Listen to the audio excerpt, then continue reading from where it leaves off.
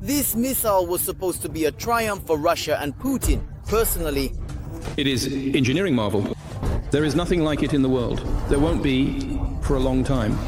it promised to keep the whole world in fear for many years to come, but in reality, it turned out to be another failure of the Russian military-industrial complex in its attempt to intimidate the West.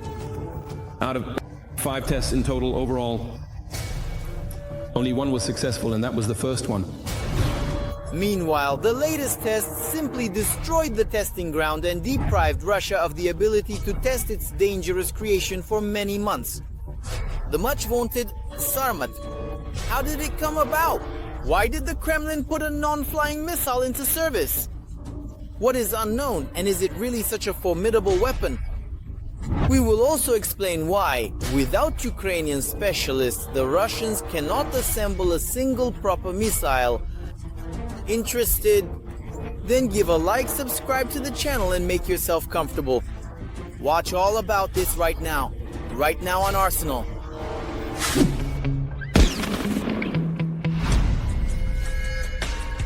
The creation of the Sarmat missile complex began as part of replacing the Voyevoda missiles, whose service life was expiring.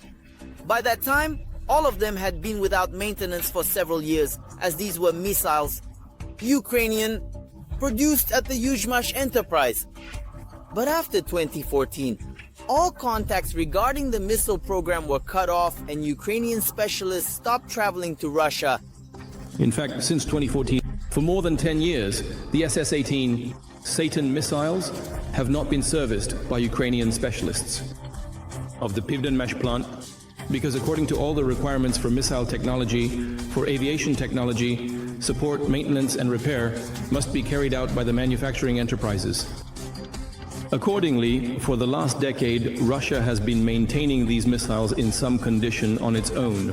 No one really knows if they are currently, their current flight capability is unknown. In Russia, it seems they decided that no, and for the first time began to create their own missile. Naturally, they essentially based it on the Ukrainian design, and to jump ahead, they ruined it as much as they could. It all initially started with the engineering team deciding to use liquid fuel engine technology, and on top of that, to replace all components with Russian ones.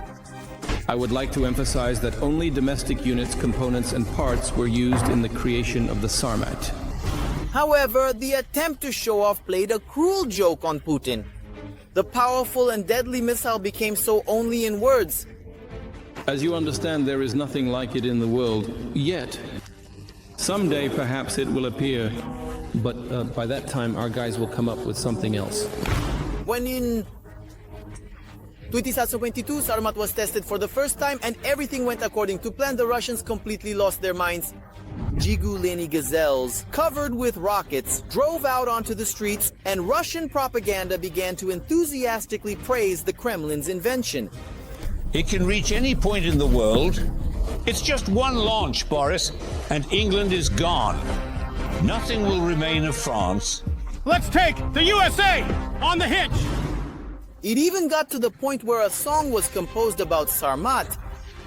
From the plants of Mother Earth, Sarmat observes intently and wonders as a gift. But as it soon turned out, they look, but they don't reach. All subsequent missile tests ended in complete failure. Before it can be put into service, the missile must, according to all the standards, which from a technical point of view cannot be violated, must undergo 10 consecutive, 10 successful flight tests. It only passed 1 successful flight test, indeed, as a matter of fact, specifically the very first test in April 2022. After that, there were several tests in total. But the Russians, and especially Putin, could not be stopped. Despite the constant failures, the missile was adopted into service and put into mass production. Once again, a non-flying nuclear missile was put into production in a faulty condition. Can you imagine such an absolutely absurd technical adventurism? The missile is not ready. out of 5 tests, only one was successful, and that was the first one. Nevertheless, mass production begins. But this can only be explained by one thing.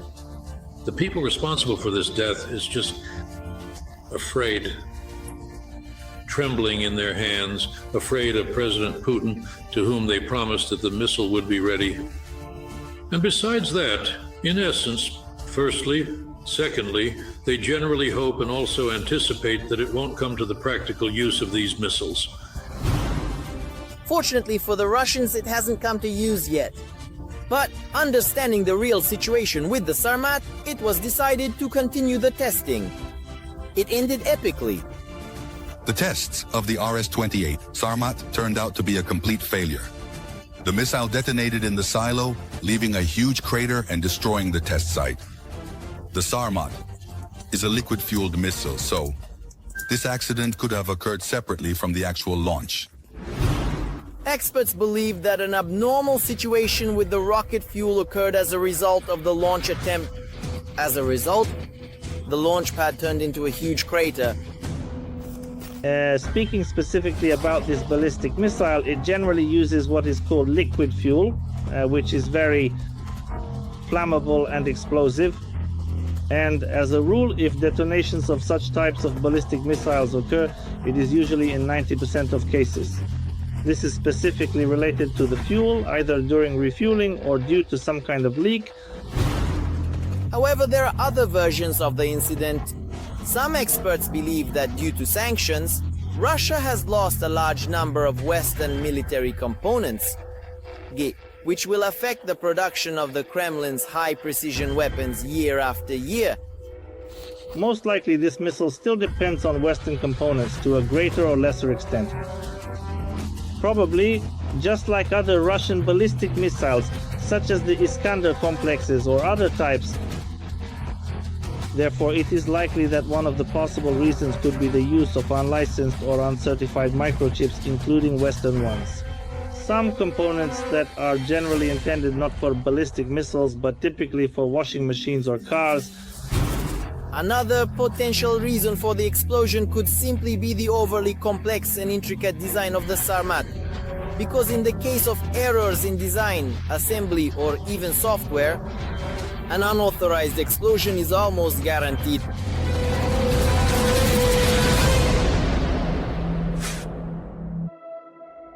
Meanwhile, the incident at the Plesetsk Cosmodrome put an end to the Sarmat tests for many months. There was a single silo that was suitable in size and equipment for the tests for this Sarmat, but now it is destroyed, and accordingly, I don't know where they will conduct tests next. You see, instead of a silo, there's a charred black hole, so there is no silo. The silo needs to be rebuilt. Well, that will probably take about a year and a half. It's amusing, but even after Putin blew up his own test site, the missile was not taken out of production. The Kremlin's order here remains the same. 50 Sarmats are to be delivered to the troops. The missile is insanely expensive, so if it's mass-produced, it means spending huge amounts of money without any guarantee that the missile will fly. Analysts believe that the explosion of the Russian missile is directly related to the Kremlin's attempts to secretly conduct nuclear tests. It is precisely these that, on the eve of negotiations with the American president, should sway the international community towards decisions favorable to the Kremlin. In reality, the whole world once again saw Russian threats and Kremlin capabilities are, as they say in Odessa, two big differences.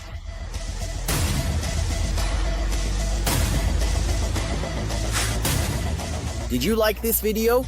Then don't forget to give it a like if you haven't done so yet, and subscribe to our new Arsenal channel.